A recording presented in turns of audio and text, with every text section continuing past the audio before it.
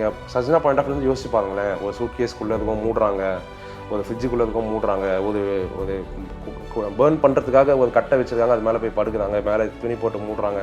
ரொம்ப ரொம்ப டார்க்கான டீப்பான விஷயங்கள் இதெல்லாம். சின்ன வயசுலேருந்து அப்பா குளிச்சுட்டு சண்டெலாம் போடுவாங்க. என் ஸ்கூல்லலாம் உங்கள் அப்பா லுங்கி இல்லாமல் கீழே விழுந்துக்கன்னு கிண்டல் பண்ணலாம் சிரிப்பாங்க. எங்கள் ஸ்கூல் போகவே பிடிக்கல.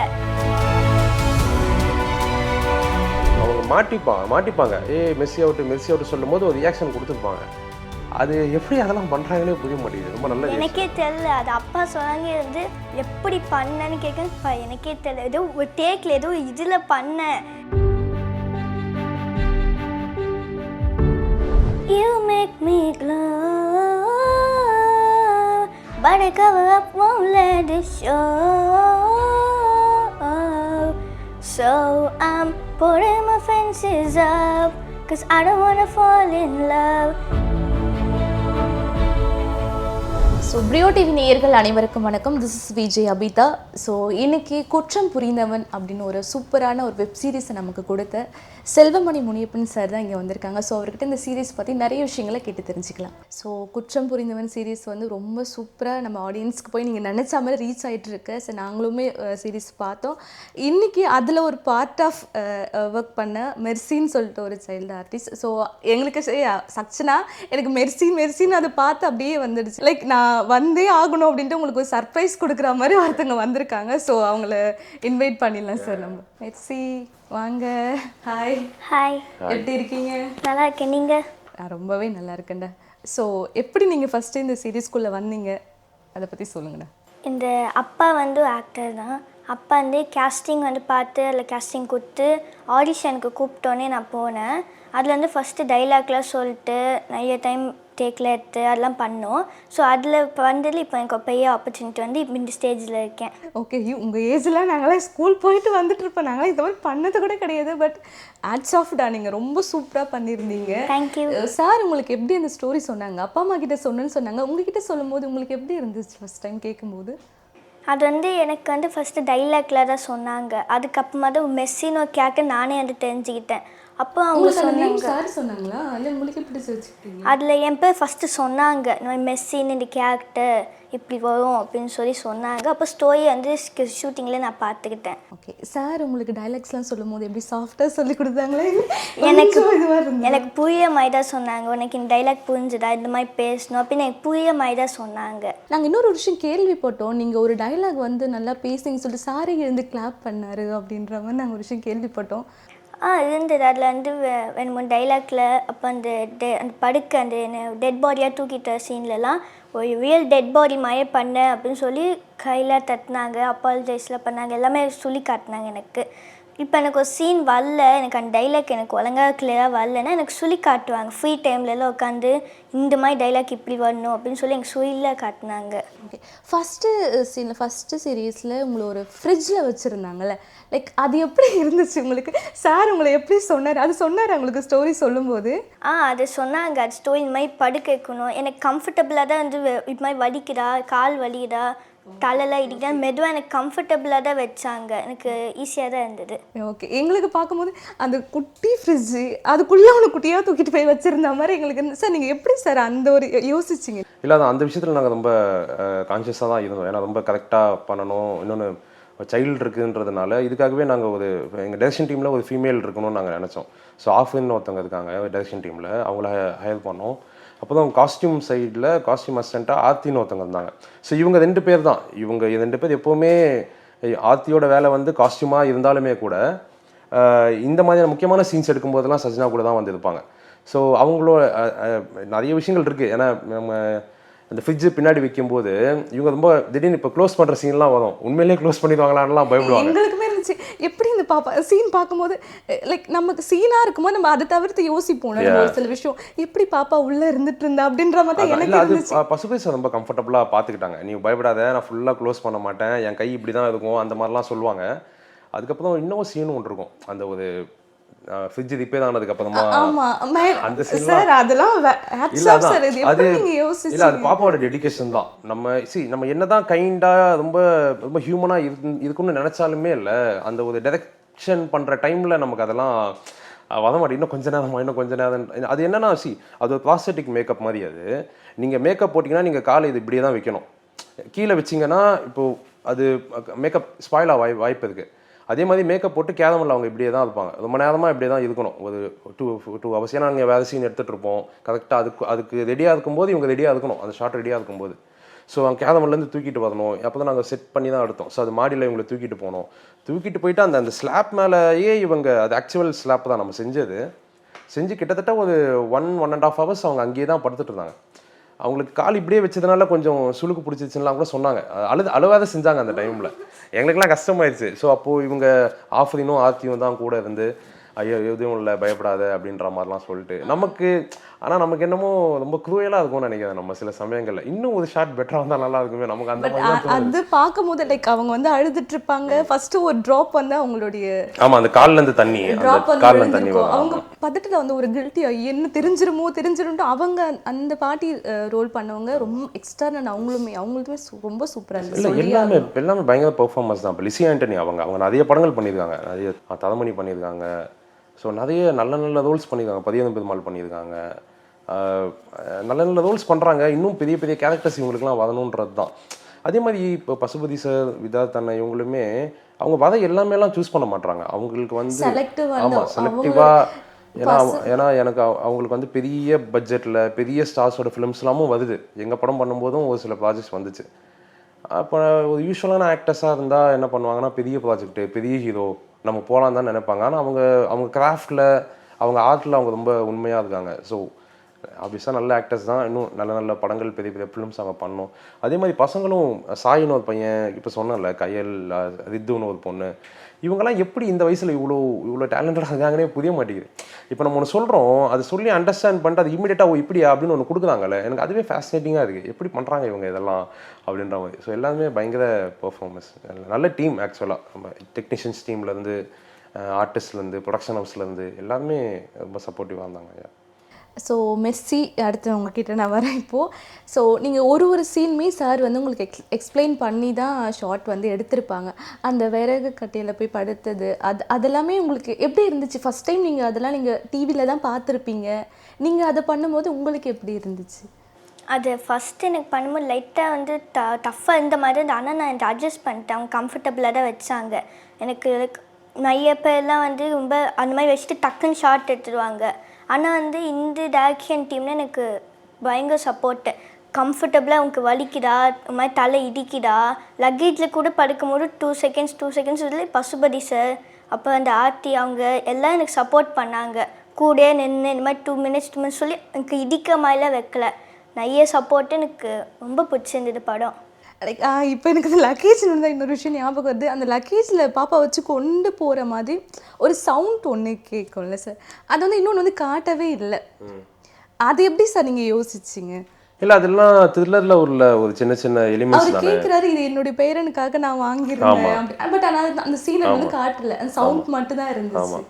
இல்லை அதுதான் நம்ம யூஸ்வலாக ஆல்ஃபிரட் ஹிச்காக் கூடிய ஒரு சேயிங் ஒன்று இருக்கும். என்னென்னா, இப்போ ஒரு 2 பேர் ஒரு டேபிள் கிட்ட நின்று பேசிக்கிட்டு இருக்காங்கன்னா, அவங்க ஒரு 1/2 hour பேசிக்கிட்டே இருக்காங்க. அந்த 1/2 hour கடைசியில் பார்த்தா டேபிள் கீழே நம்ம ஒரு பாம்பு காட்டுறோம் அப்படின்னா, அதை விட நீங்கள் ஃபஸ்ட்டு சீன்லேயே கீழே ஒரு பாம்பை காட்டிங்க. பாம்பை காட்டிட்டு அதுக்கப்புறம் நீங்கள் பாம்பே காட்டாமல் அவங்க 2 பேர் பேசுறதை மட்டுமே நீங்கள் காட்டிக்கிட்டு இருந்தீங்கன்னா, அந்த பாம்பு எப்படா வெடிக்கும் நமக்குள்ளே ஒன்று போயிட்டே இருக்கும். ஸோ இது அந்த ஒரு மெத்தட் தான். ஸோ அப்படி ஒன்று ஹேண்டில் பண்ணது தான் இது. அதுக்கப்புறம் நாங்கள் நான் பர்சனலாக என்ன ஃபீல் பண்ணேன்னா, பசங்க முக்கியமாக சஜ்னா வந்து ட்ராமடைஸ் ஆகிடக்கூடாதுன்னு நான் ரொம்ப நினச்சேன். ஏன்னா என்ன தான் படமாக இருந்தாலுமே நீங்கள் சஜ்னா பாயிண்ட் ஆஃப் வியூலேருந்து யோசிச்சு பாருங்களேன். ஒரு சூட் கேஸ்க்குள்ளே இருக்கும் மூடுறாங்க, ஒரு ஃப்ரிட்ஜுக்குள்ளே இருக்கும் மூடுறாங்க, ஒரு பேர்ன் பண்ணுறதுக்காக ஒரு கட்டை வச்சுருக்காங்க, அது மேலே போய் படுக்குறாங்க, மேலே துணி போட்டு மூடுறாங்க. ரொம்ப ரொம்ப டார்க்கான டீப்பான விஷயங்கள் இதெல்லாம். இது அவங்களுக்கு எந்த விதத்துலையுமே எங்கேயுமே அது ட்ராமடைஸ் ஆகிடக்கூடாதுன்றதெல்லாம் நான் யோசித்தேன். ஆனால் நான் யோசிச்சதை விட இதெல்லாம் பண்ண முடியும். ஸோ அவங்க நல்லா பண்ணிட்டாங்க. எதுவும் ஆகாதுன்னு நான் நம்புகிறேன். ஸோ அதே மாதிரி ஸ்கூல்ஸ்லாம் நீங்கள் எப்படி மேனேஜ் பண்ணீங்க? நீங்கள் ஷூட்டிங் இருந்தது, ஸ்கூல்ஸ் வேறு போகணும், ஸ்கூல் ஃப்ரெண்ட்ஸ்லாம் பார்த்தாங்களா, சீரீஸ் பார்த்தாங்களா, என்ன சொன்னாங்க? நான் எப்போ வந்து சொன்னாங்க எக்ஸலண்ட்டாக இருந்துட்டு, டெட் பாடி அப்போ ரியலாக இருந்தது. எப்படி நீ பண்ண, நிறைய பேர் ஷூட்டிங்லாம் போக மாட்டாங்க, எப்படி எக்ஸ்பீரியன்ஸு நிறைய பேர் கேட்டாங்க. ஆல்மோஸ்ட் ஸ்கூலுக்கு எல்லாமே எனக்கு தெரியும், டீச்சர்ஸ் கூட எனக்கு தெரியும். ஸோ நிறைய டீச்சர்ஸு, ஸ்டூடெண்ட்ஸு, ஃப்ரெண்ட்ஸ் எல்லாம் எனக்கு சப்போர்ட் பண்ணுவாங்க. லீவு கேட்டாலும் வந்து கொடுத்துருவாங்க. இந்த மாதிரி ஷூட்டிங் போகிறேன் அந்த மாதிரி கொடுத்துருவாங்க. பயங்கர சப்போர்ட்டு. ரொம்ப அழகாக இருந்துச்சு உங்களுக்கு அந்த ஃப்ரேம் எல்லாமே. ஒரு சீனுமே நீங்கள் அவ்வளோ சூப்பராக பண்ணியிருந்தீங்க. சார் உங்களுக்கு அவ்வளோ எஃபோர்ட் கொடுத்து உங்களுக்கு மட்டும் இல்லை, ஓவரால் இந்த டீமுக்குமே சரி, பெரிய பெரிய ஆட்கள் கூட நீங்கள் நடிச்சிட்ருக்கீங்க. உங்களுக்கு தெரியுமா பாஸ்கர் சார் எவ்வளோ பெரிய ஆக்டர்னு? எனக்கு ஃபஸ்ட்டு வந்து யார் கூட நடிக்க அப்படின்னா தெரியும். அப்பா சொல்லுவாங்க இந்த மாதிரி லெஜெண்டரி ஆக்டர்ஸ் கூட நடிக்க, இல்லை யார் கூடயும் நடிக்க, அவங்களோட கேரக்டரை தான் நீ பார்க்கணும். அவங்கள நீ பார்த்து பயந்து நீ ட்ராமடைஸ்லாம் ஆகக்கூடாது. அவங்களோட கேரக்டரை பார்த்து நீ நடிக்கணும் அப்படின்லாம் என் அப்பா சொல்லுவாங்க நிறைய டைம். ஸோ எனக்கு வந்து ஃபஸ்ட்டு யார் கூட நடிக்கல எனக்கு ஐடியாவே இல்லை. அப்போ வந்து தெரிஞ்சது இவங்க கூட நடிக்கேனா அப்படின்னு சொல்லி அந்த கேரக்டரை நான் பார்த்து நினச்சி போக போக அவங்க கூட ஃப்ரெண்ட்லியாக பழகிட்டாங்க. நைஸ், ரொம்ப ஸ்வீட்டாக இருக்கடா நீ பேசும்போது. சரி, அதே மாதிரி நீங்கள் சாங்ஸில் நல்லா பாடுவீங்கன்னு கூட நாங்கள் கேள்விப்பட்டோம். நீங்கள் ஷூட்டிங் ஸ்பாட்டில் அந்த மாதிரி ஏதாச்சும் இன்சிடென்ட் நடந்துச்சா? சாருக்கு பாடி காட்டிங்களா? இல்லை. இங்கேருந்து நாங்கள் காரில் அங்கே ரொம்ப தூரம். இங்கேருந்து காரில் போகும்போதெல்லாம் நான் நிறைய வாட்டி பாடியிருக்கேன். என் கூட வருவாங்களே இந்த பெரிய அந்த வில்லனு சயின்டிஸ்ட் அவங்க கூடலாம் நான் போகும்போது பாடியிருக்கேன். நான் தூக்கத்தில் போய் பாடிட்டு இருந்தேன். அவங்க கேட்டு நீ நல்லா பாடியிருக்கியா, சூப்பராக இருந்ததுன்னு சொல்லி கங்க்ராட்ஸ்லாம் பண்ணாங்க. ஒரு ஷூட்டிங்கும் போய் நல்லா பாட அப்படின்னு சொல்லி கங்க்ராட்ஸ்லாம் பண்ணாங்க. மல்டி டேலண்டட்ரா நீ. பர்சனாக இருக்க நீ, ரொம்ப க்யூட்டாக ரொம்ப சமத்தாக இருக்க. ஸோ ஒரு ஃபியூ லைன்ஸ் எனக்காக மட்டும் ஒரு song பாடுறீங்களா? You make me glow, but I cover up, won't let it show. So I'm putting my fences up, 'cause I don't wanna fall in love. If I ever did that, think I have a heart attack. Think I have a heart attack. ரொம்ப சூப்பராக இருந்துச்சு. எனக்காக ஒரு Tamil song மட்டும் பாடுறீங்களா? Okay. ஊரும் blood okay. என் மூச்சவ பேச்சவ சொல்லும் அழகா, எனக்குள்ள கலக்குல ஆக்சிஜன் அழகா, யாரவ சொல்லு ஸ்டார், அவன் தான் தானவா. நைஸ், ரொம்ப சூப்பராக இருந்தது. ரொம்ப அழகாக பாடுறீங்க. பார்த்துட்டு இருக்க சிங்கர்ஸ் எல்லாமே நம்மக்கிட்ட ஒரு ஆக்டரும் பர்ஃபார்மன்ஸும் இருக்காங்க. ஸோ ஒரு சிங்கருமே இருக்காங்க. அவளை கூட்டிகிட்டு போயிடுங்க. அவள் எல்லாமே வந்து அவங்களுக்கு ஓவரால் பேக்கேஜாகவே பண்ணி கொடுத்துருவா. ரொம்ப சூப்பராக இருந்துச்சு. ஸோ நீங்கள் ஒரு சீன் பண்ணும்போதும் லைக் உங்களுக்கு வந்து ரொம்ப டஃப்பாக இருந்துச்சு அப்படின்னா நீங்கள் என்ன சொல்லுவீங்க? டஃப்பாலாம் எல்லாமே ஈஸியாக தான் இருந்துச்சு. எல்லாமே எனக்கு அவங்க வந்து ஃபஸ்ட்டு எனக்கு சப்போர்ட்டு கம்ஃபர்டபுள் எல்லாமே அவங்க பார்த்துக்கிட்டாங்க. மை லக்கேஜ்குள்ளே இல்லைன்னா மேலே ஷெல்ஃபில் ஃப்ரிட்ஜில் மிச்ச சீன்ஸ்லாம் கூட ஜாலியாக நான் விளையாடிட்டு அப்போ ஜாலியாக தான் இருந்தது. இந்த லக்கேஜ்குள்ளே இதெல்லாம் வந்து நானே வந்து புரிஞ்சுக்கிட்டேன். இந்த மாதிரி சீன் இப்படி வரணும், ஸோ நம்ம பண்ணிப்போம் அப்படின்னு சொல்லிட்டு அட்ஜஸ்ட் பண்ணிட்டு அவங்க கம்ஃபர்டபுள் ஃபஸ்ட்டு கொடுத்ததுனால எனக்கு ரொம்ப ஈஸியாக இருந்தது அது பார்க்கறதுக்கு. ஸோ எனக்கு ரொம்ப ஈஸியாக இருந்தது பண்ணதுக்கு. எந்த டஃப்மே எனக்கு எதுவும் வரல. டைலாக்ஸ்லாம் இப்படி ஆன் ஸ்பாட்லேயே உடனே நீங்கள் பேசிட்டீங்களா இல்லை டேக்ஸ்லாம் எடுத்தாங்க சார்? இல்லை எல்லாம் அதான் நான் சொல்கிறேன். எனக்கு இதெல்லாம் தான் ஃபேசினேட்டிங்காக இருக்கும். எல்லாம் பயங்கர பெர்ஃபார்மன்ஸ். இவங்கெல்லாம் நம்ம ஒன்று சொல்லி கொடுத்தோம்னா இப்போ ஒரு வாரத்தில் இதை ப்ரெஸ் பண்ணி இதை கம்மி பண்ணுன்னா அது இமீடியட்டாக பண்ணிடுவாங்க.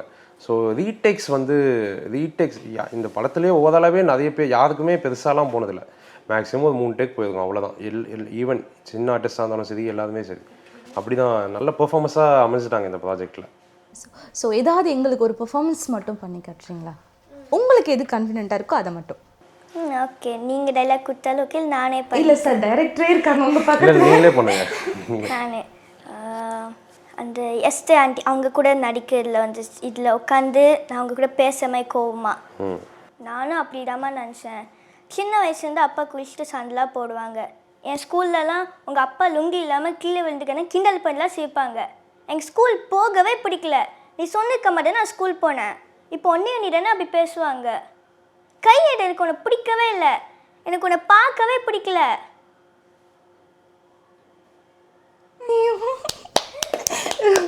செம்மையாக பண்ணுறாங்களே சார்.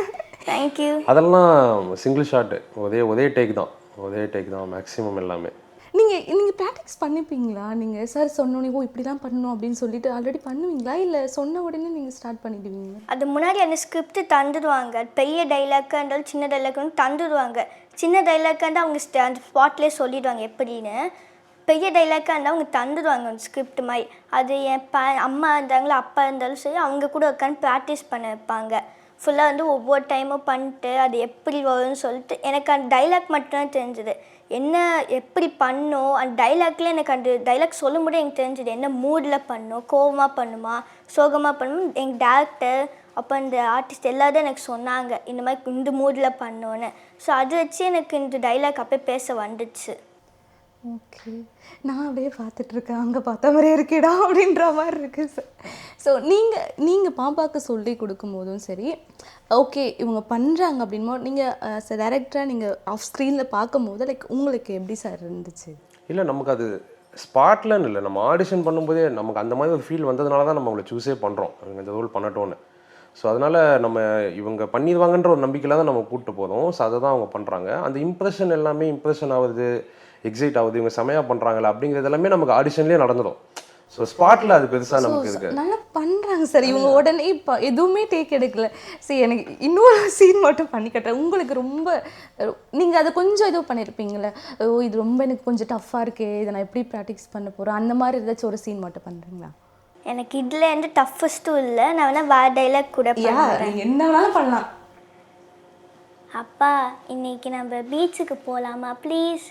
நான் படிச்சுட்டு நான் ஹோம்ஒர்க் எல்லாமே நான் இப்போ முடிச்சிடுறேன். ப்ளீஸ்ப்பா பீச்சுக்கு போகலாமா? பீச்சில் எங்கேயாச்சும் பார்க்க கூட போகலாமாப்பா ப்ளீஸ்? நான் இதுக்காம நான் எங்கேயும் போக மாட்டேன், நான் வீட்டில் உட்காந்து நான் படிக்கிறேன் ப்ளீஸ்ப்பா.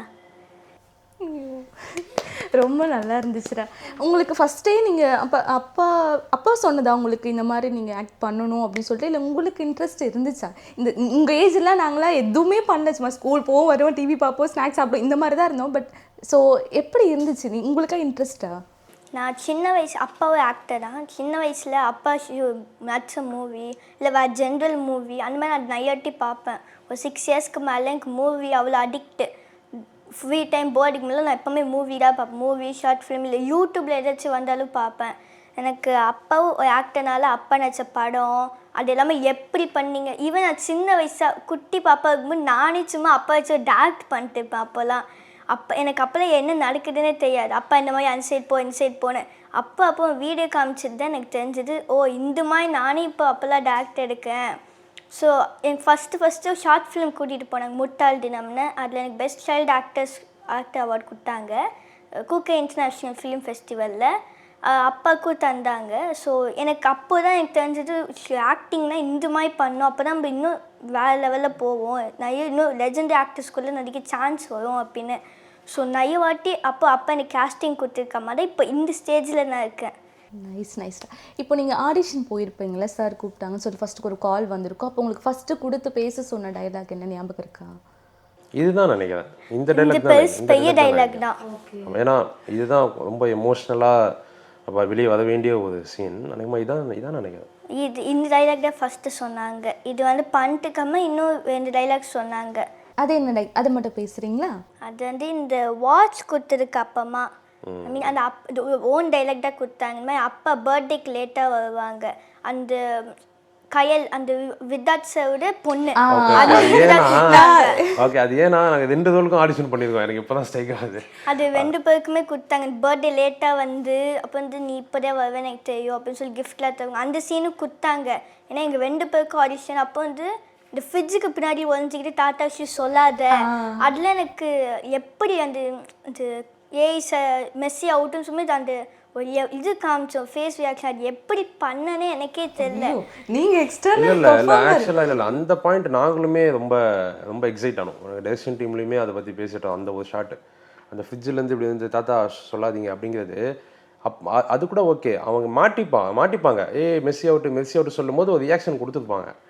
அது எப்படி அதெல்லாம் பண்ணுறாங்கன்னே புரிய மாட்டேங்குது. ரொம்ப நல்ல எனக்கே தெரியல. அது அப்பா சொன்னாங்க வந்து எப்படி பண்ணேன்னு கேட்க எனக்கே தெரியல. ஏதோ ஒரு டேக்கில் ஏதோ இதில் பண்ணேன் எனக்கு டக்குன்னு இப்போ வர மாட்டேங்குது. ஆனால் அப்போ பண்ணிட்டேன், எனக்கு ஈஸியாக இருந்தது, ஒரு ஹாப்பினஸில் நான் பண்ணேன் அப்படின்னு சொன்னேன். இல்லை ஆனால் அது ரொம்ப கஷ்டமோன்னு நான் ஃபீல் பண்ணுறேன். அந்த முக்கிய பர்டிகுலராக அந்த ஒரு ரியாக்ஷன் அந்த செகண்ட் எபிசோட் பிகினிங்கில் கண்ணாமூச்சி விளாடுவாங்க. அந்த பையன் வந்து மெஸ்ஸி அவுட்டுன்னு சொல்லுவான்.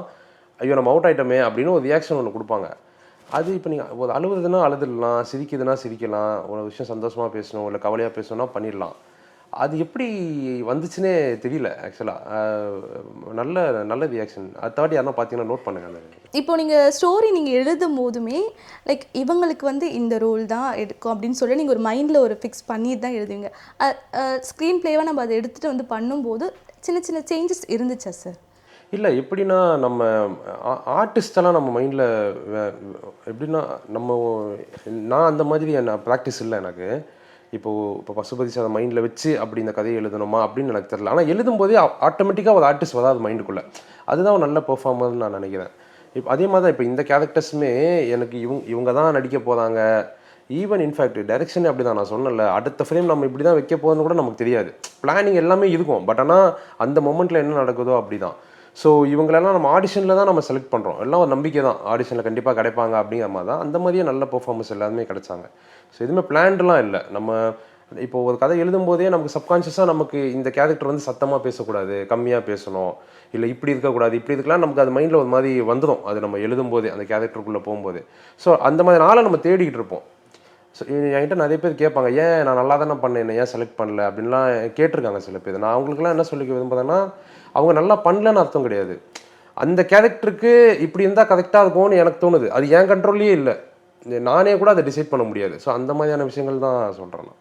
ஸோ உங்களுடைய அப்கமிங் ப்ராஜெக்ட்ஸ் எல்லாமே ரொம்ப சக்ஸஸ்ஃபுல்லாக இதே மாதிரி நல்லா வரணும் அப்படின்னு சொல்லிட்டு எங்கள் பிரியோ டீம் சார்பாக உங்களுக்கு விஷயத்தை தெரிவிச்சுக்கிறதா. Thank you so much. நல்ல இன்டர்வியூ. தேங்க்யூ ஸோ மச்ரா. ஒரு நல்ல பெர்ஃபார்மராக நீங்கள் இங்கே பண்ணி கொடுத்தீங்க. நீங்கள் ஃப்யூச்சரில் இன்னும் நல்லா நிறைய ஸ்டேஜஸ் பார்க்கணும், இதுமாதிரி நிறைய இன்டர்வியூஸ் கொடுக்கணும், ரொம்ப பிஸியாக இருக்கணும். அதே டைம் நீங்கள் ஸ்டடீஸ்லேயும் நல்லா கான்சன்ட்ரேட் பண்ணி நல்லா பண்ணணும். Thank you so much sir. Thank you.